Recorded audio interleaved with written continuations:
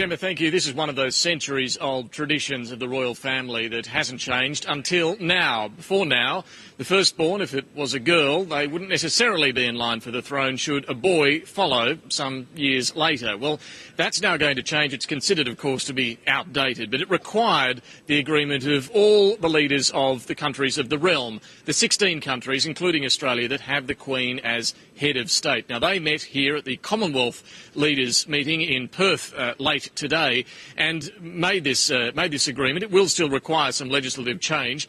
Along with this change, though, also allowing members of the royal family to marry Catholics. That's something that's also been off limits until now, allowed to marry all other religions, but not Catholics. It doesn't mean that the monarch can be Catholic. That still isn't being changed as head of the Church of England, but royals will be able to marry Catholics. The British Prime Minister David Cameron and our Prime Minister Julia Gillard made this announcement together this evening.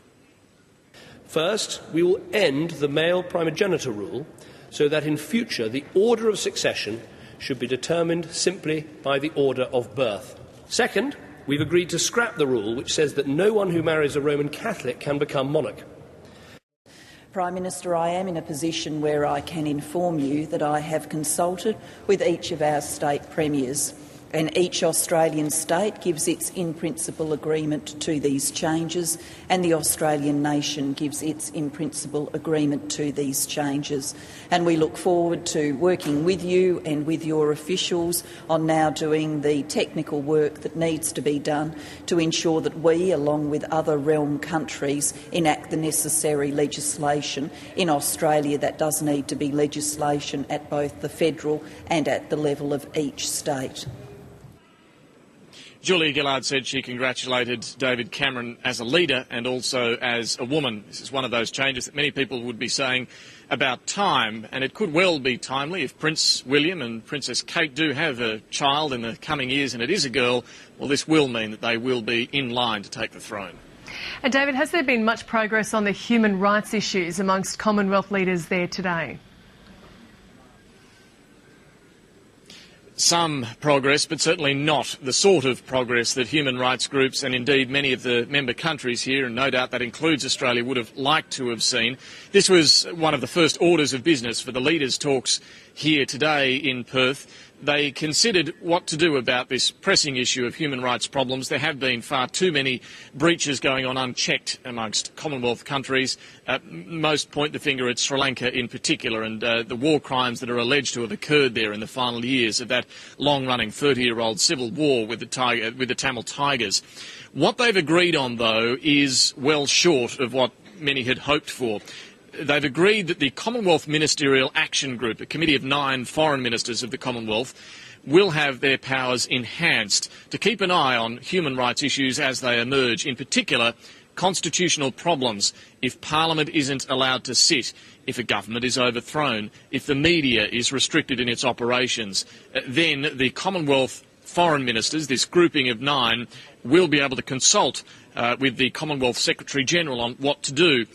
But here's the catch. Just what can they do? What will they do? It certainly doesn't sound like much. The Commonwealth Secretary-General tonight, in announcing these changes, was at pains to say it doesn't mean they will necessarily intervene in the problem country. They will merely engage, talk to that country about what can be done. The spirit in which the Commonwealth acts is not to raise a warning finger, but to raise a helping hand. Nonetheless, the Prime Minister, Julia Gillard, welcomed this agreement, and she describes it as being proactive rather than reactive. However, what no doubt the Australian leader, as well as the leaders of Britain and Canada, would have hoped for, and many human rights groups as well, is that the recommendations of a high-level panel that was commissioned after the last Commonwealth Leaders meeting 2 years ago would have been endorsed, and that would see a Human Rights Commissioner established, an independent watchdog with far more teeth to intervene when human rights issues do arise in member countries. And it did sound like the Queen, no less than the Queen, gave her backing to further reform on this front when she formally opened the Commonwealth Heads of Government meeting here earlier today. I should like to thank the Commonwealth Eminent Persons Group for their work, and I look forward to hearing the outcome of discussion of their recommendations. and I wish heads of government well in agreeing further reforms that respond boldly to the aspirations of today and that keep the Commonwealth fresh and fit for tomorrow. But bold response doesn't appear to have been what's happened today. They are still considering this idea of an independent human rights commissioner. They'll do that tomorrow, but it's set to hit a brick wall with opposition coming from particularly African and subcontinent leaders here at the Commonwealth Leaders Gathering.